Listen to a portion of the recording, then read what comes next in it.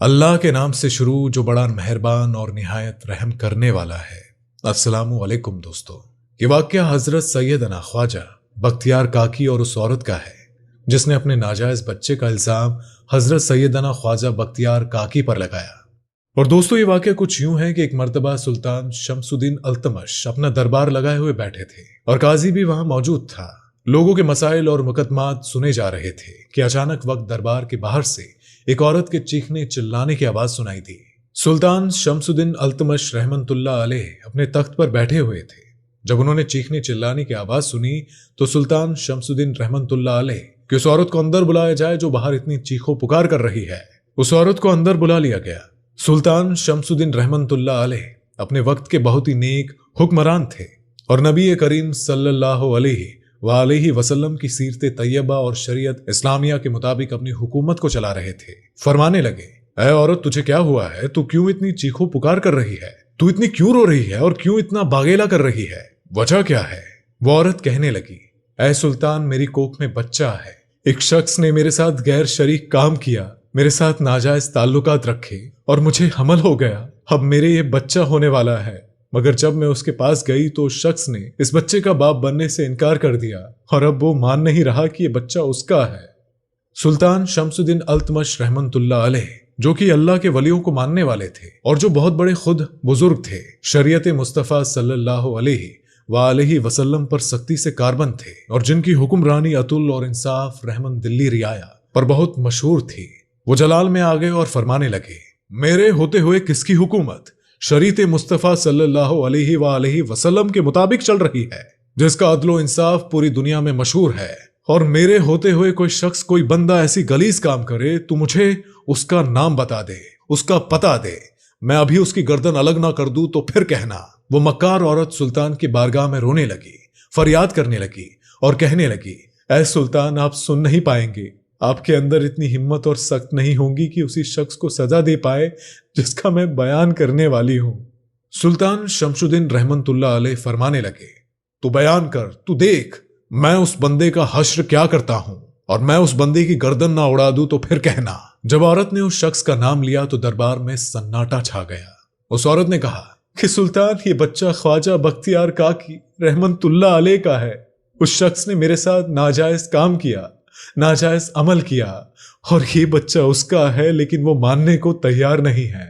سلطان کے اوپر یہ سن کر سکتہ طاری ہو گیا کہ میرے پیر کے متعلق یہ عورت ایسی بات کر رہی ہے۔ سلطان فرمانے لگے، تیری ہمت کیسی ہوئی میرے پیر کے خلاف ایسی بات کرتے ہوئے؟ تجھے شرم نہ آئی؟ تیری یہ زبان بند نہ ہو گئی؟ وہ عورت کہنے لگی، واقعی بختیار کاکی رحمت اللہ علیہ اس کا باپ ہے۔ سلطان شمس الدین رحمت اللہ علیہ فرمانے لگے، کیا تیرے پاس کوئی گواہ ہے؟ تو گواہ بھی حاضر ہو گئے، 4 بندے کھڑے ہو گئے، گواہی دینے لگے۔ سلطان شمس الدین رحمت اللہ علیہ فرمانے لگے، کیا تم گواہی دیتے ہو جو یہ عورت کہہ رہی ہے، اور کیا یہ سچ ہے؟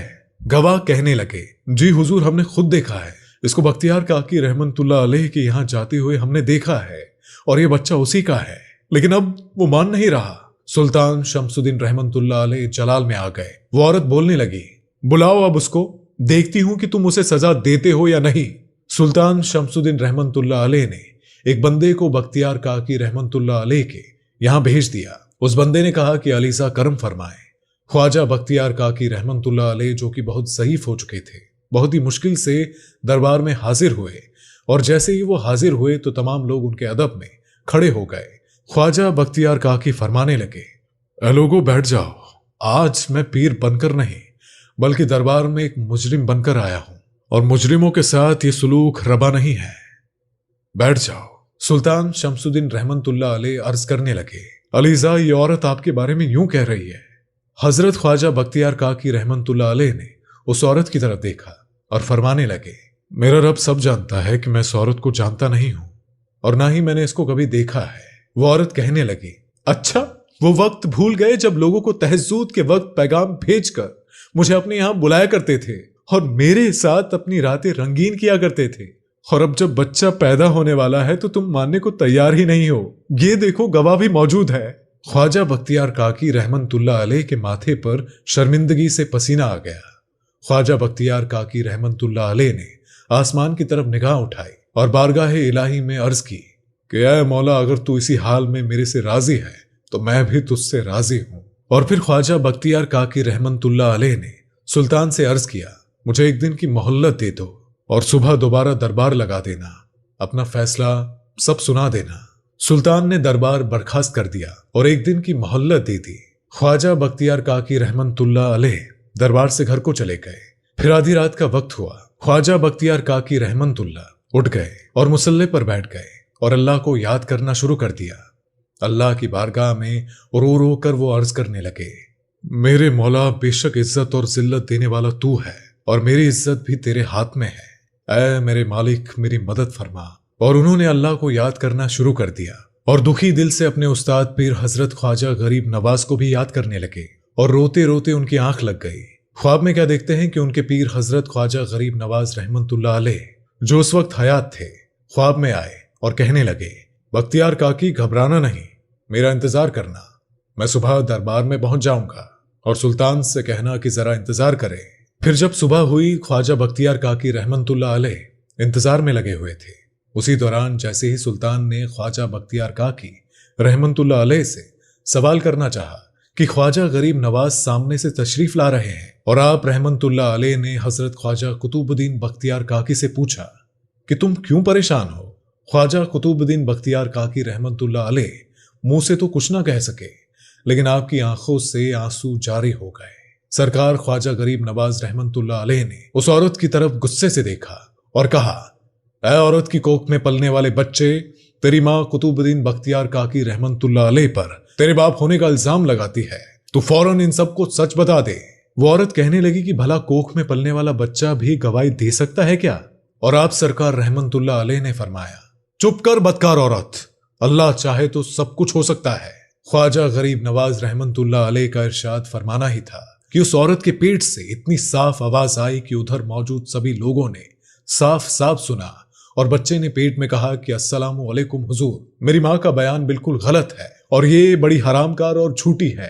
قطب الدین کاکی رحمت اللہ علیہ کے دشمنوں نے اسے سکھا کر بھیجا ہے تاکہ ان کی عزت لوگوں کے سامنے گر جائے۔ بچے کی یہ بات سن کر وہاں پر موجود سبھی لوگوں کو بہت حیرت ہوئی اور اس عورت نے جھوٹ بولنے اور الزام لگانے کا اعتراف کیا۔ سرکار خواجہ غریب نواز رحمت اللہ علیہ نے فرمایا کہ عزت اللہ تعالیٰ کے ہی ہاتھ میں ہوتی ہے۔ یہ کہہ کر انہوں نے بختیار کاکی رحمت اللہ علیہ کا ہاتھ تھاما اور دربار سے باہر جانے لگے۔ سلطان شمس الدین التمش رحمت اللہ علیہ پیچھے بھاگے اور عرض کرنے لگے کہ علیزہ کہاں جا رہے ہیں، کدھر جا رہے ہیں؟